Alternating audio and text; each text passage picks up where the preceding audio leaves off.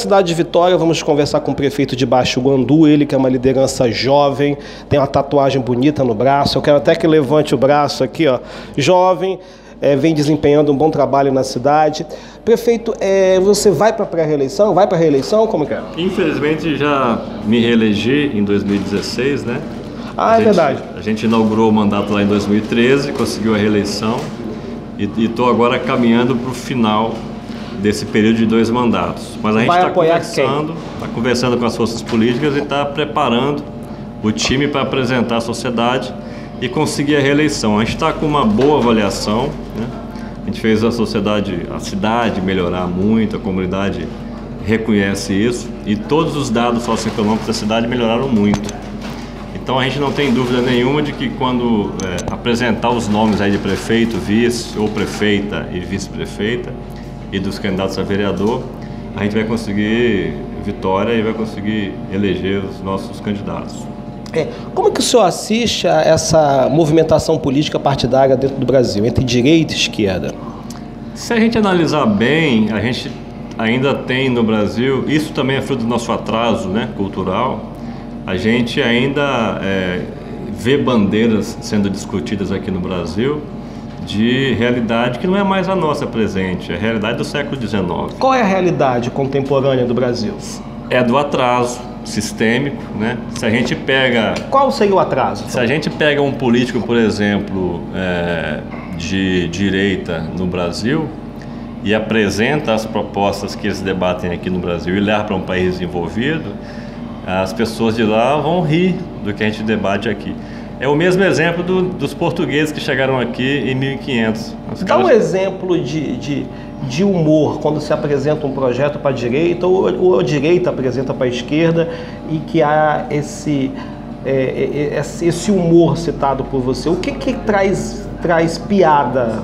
É confuso porque existe um processo civilizatório. Você veja que os países desenvolvidos, onde existe justiça social de verdade. A gente pode falar de Noruega, Dinamarca, Suíça, Suécia, Finlândia, países que inclusive não tiveram a escravidão, que é o nosso mal maior, né? Eu acho que o movimento que não pode sair da nossa cabeça é o movimento de libertação nacional, porque todas as chagas que nós temos aqui, como machismo, racismo, o abuso de poder do Estado, tudo isso ainda é fruto da escravidão. Se a gente não conseguir perceber qual é a sua formação acadêmica? Eu sou advogado. Advogado. Se a gente não conseguir perceber isso e falar sobre isso, e falar exaustivamente sobre isso, a gente não vai conseguir transformar o Brasil num país desenvolvido.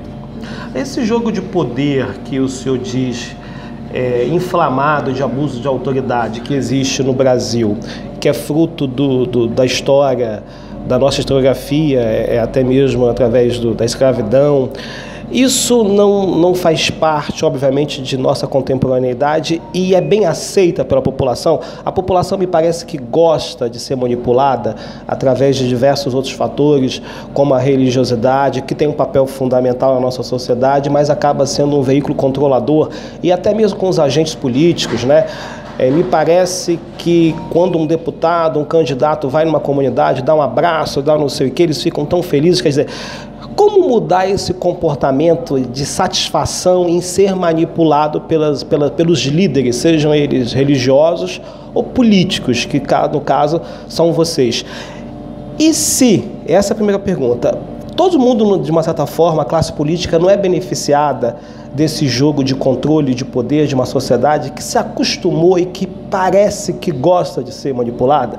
Talvez se nós não tivéssemos uma sociedade que gostasse de ser manipulada, de repente, talvez você não seria eleito, não que você tenha se aproveitado disso. Enfim, como que você observa? Eu falei besteira ou não? Ou a sociedade ela gosta de ser manipulada? A nossa realidade é fruto do nosso acúmulo cultural e daquilo que a gente conseguiu produzir. Nem a mais, nem a menos. É a nossa realidade, é preciso discutir isso. Por isso é importante a gente ter uma ideia de nação com um projeto específico para ter um norte, para nos orientar. E olhando para esse interesse que é comum, que é o essencial, é casa, é comida, é trabalho, é lazer, é circulação de riqueza, é infraestrutura. Esses são os objetivos comuns. A gente tem que olhando para esses objetivos, se afastar daquilo que, apesar de ser importante no campo da individualidade, como a religião, né, como os partidos políticos, como a luta de classes, que é presente, mas é muito difícil de apresentar para a sociedade para que ela possa enxergar, daí a manipulação, daí a infantilidade, a idiotização, muitas vezes, de alguns setores da sociedade. Você acha que todo político é manipulador? Você, em algum momento, já se aproveitou desse jogo de manipulação natural na política? Eu acho que não, mas existe muita manipulação e ela pode vir através de N formas. A religião é uma delas apenas, mas existe também a manipulação que é feita pela compra de votos. O candidato que tem dinheiro, né, que representa a parcela mais rica da sociedade, ele compra lideranças e essas lideranças compram outras lideranças. Através de cargos? Através de muitas variáveis que às vezes nem parece que é uma compra de voto. É muito sutil. Muito sutil. O convencimento que vai com um apoio, com uma estrutura de campanha. Isso, por si só, não é compra de voto. Mas se você perceber que muitos poucos candidatos têm essa possibilidade, que a grande maioria não tem grana, você faz o pêndulo pender para quem tem mais dinheiro. Em que momento você resolveu se candidatar à prefeitura? Em que momento você resolveu entrar na política lá em Baixo Guandu?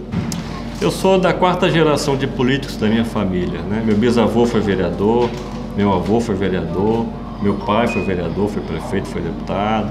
E eu tive a oportunidade de começar a vida política também na Câmara Municipal, fui presidente da Câmara, depois cheguei a ser deputado e agora estou na Prefeitura. A gente tem a política como uma ciência, né, como uma arte. Você falou uma coisa interessante, nós estamos falando de nova política e você tem uma família que controlou, né, uma família que manipulou a cidade, né, entre aspas. Não estou dizendo que vocês utilizaram a ferramenta de manipulação, mas você tem uma história de família. Esse poder, de você foi reeleito 8 anos na prefeitura, isso prova que você é um bom manipulador, um bom prefeito. Eu conversei com a sua secretária de Educação, que me falou do projeto Paz, dos avanços na educação. Você assistiu essa entrevista? Ainda não. Não, tá lá, tem que assistir, uma entrevista maravilhosa. A sua secretária de Educação, maravilhosa, educadíssima, e falou de todo o empenho que o município tem feito. Eu tenho acompanhado o que ela disse. E aí você tem tem 8 anos que você está na prefeitura e a família tem uns 50 anos que está na... Não, a gente tem uma história de luta na sociedade de Baixo Guandu e do estado também, e até do Brasil, né? Porque eu já tive um tio que foi deputado federal também. Mas essa há uma diferença entre você manipular, e fazer um bom trabalho. Você usar de um artifício para convencer, de você ir às comunidades, esclarecer, buscar conversar, dialogar para que a gente consiga crescer junto. E desse diálogo você conseguir trazer bons frutos para a sociedade. E também existe uma diferença para você ver de qual lado você está. O nosso lado é o campo progressista, né? É o campo do desenvolvimento socioeconômico. Você é comunista 100%? Eu me vejo como comunista, porque a gente, em todas as ações, visam melhorar a vida de quem está embaixo na estratificação social. Como é que você lida com o governo Bolsonaro, que deixou claro que é contra o comunismo, e como que você assiste a relação do comunismo e o capitalismo? Você acha que o comunismo é bom? Se fosse bom, ele teria se estabelecido em outros países, né? Bom, a questão de ser bom ou ruim com base aonde ele é aplicado, talvez não seja a melhor forma da gente analisar a qualidade.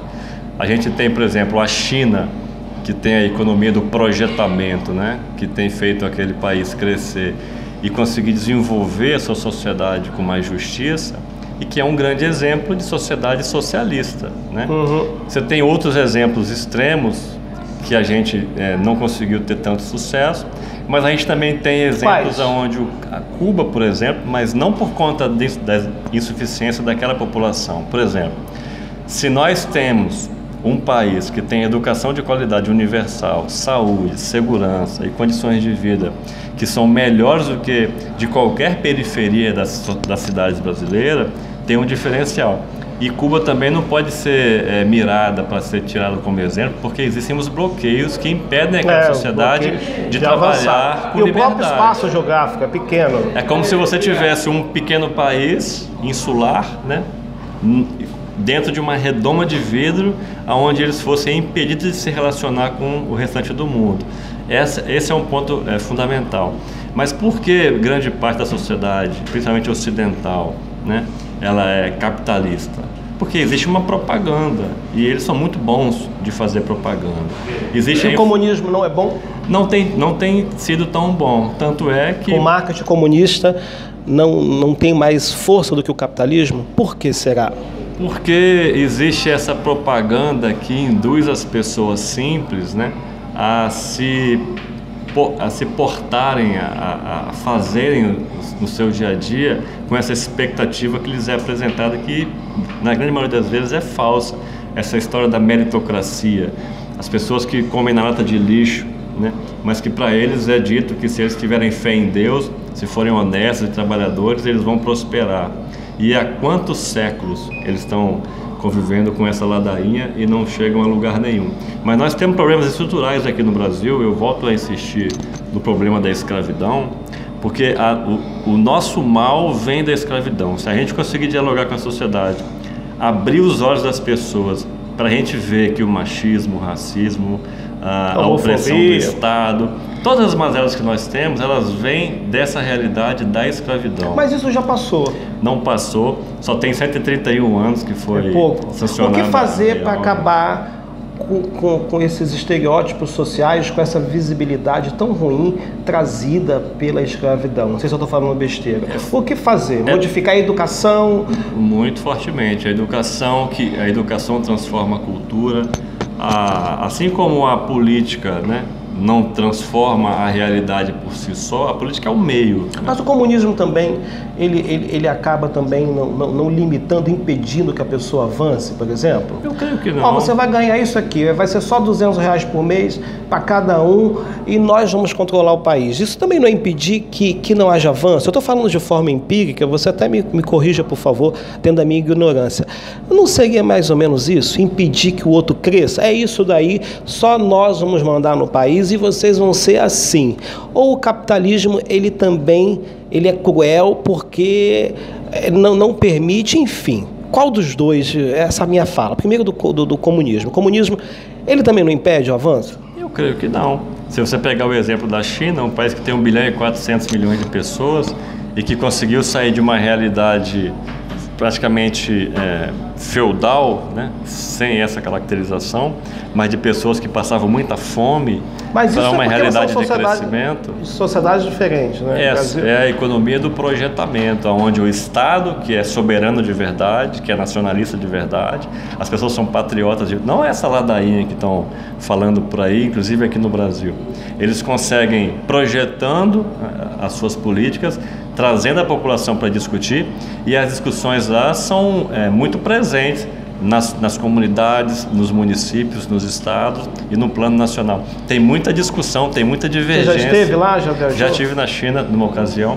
Eles têm uma orientação... Que ano você foi lá? 2015. Foi fazer pesquisa? Fui fazer uma viagem de relacionamento comercial Brasil e China, para fazer troca de informações, de conhecimento, e levar produtos daqui e trazer produtos de lá para cá. A realidade da China é muito complexa, muito importante, a gente conhece muito pouco. Era preciso se aprofundar um pouco mais. Estudar mais, né? Falando da questão da propaganda, não existe isso de impor uma realidade a ninguém. Ela tem que ser discutida e tem que ser aprovada, né? E qual é a realidade do capitalismo? Não é essa imposição? Cuba é um exemplo disso, né? Manda quem pode e obedece quem tem juízo. E as pessoas ficam sempre esperando aquela expectativa eterna de que porque veem por aí algumas pessoas que se deram bem, mas que não sabem da realidade, achando que eles também vão prosperar. E há quantos séculos essa cultura tem prosperado aqui no Brasil e as coisas não mudam? Então, finalizamos nossa entrevista. Qual é a mensagem que você dá amanhã, Dia das Mulheres? Que afinal de contas, a política tem poucas mulheres, né? Qual é a mensagem que você dá para as mulheres? Venham para a política? Dia 8 de março é um dia de lembrar, comemorar, né, um dia da mulher, mas lembrar e refletir sobre as mazelas que vivem as mulheres na nossa sociedade. É preciso de lembrar que todas as conquistas, ainda poucas, que as mulheres conseguiram na sociedade, elas vêm de muita luta, de muita resistência, de muita conscientização e convencimento. Acho que o mais marcante nessa data do dia 8 de março é essa história. Não comemorar simplesmente pelo fato dela delas serem mulheres e da importância que elas têm por um ou outro motivo que não seja esse, da busca pela igualdade, da justiça, né, da nossa sociedade, para que a gente consiga se livrar dessas ignorâncias que remontam aí os séculos e ainda nos incomodam nos dias de hoje. Perfeito, obrigado. Volta para Baixo Guandu ainda hoje? Volta agora porque eu vou agora participar da inauguração do Campeonato Pan-Americano de Parapente, que a gente realiza lá no nosso município. Vai pular ou vai como é que é? Vamos voar e aproveitar para convidar você e todo mundo que está assistindo. Eu com essa barriga minha, eu tenho medo de pular e me esborrachar todo lá embaixo. Não, vai com Deus. É bem seguro. Boa viagem, sucesso, parabéns pela gestão. Esperamos que essa eleição não seja manipuladora e democrática. Obrigado pela entrevista, faz eu acho que uns 11 minutos, ela não vai ser editada, o senhor autoriza, né? Claro, está autorizado. E estamos à disposição. Grande abraço. Obrigado, prefeito. Ficamos por aqui.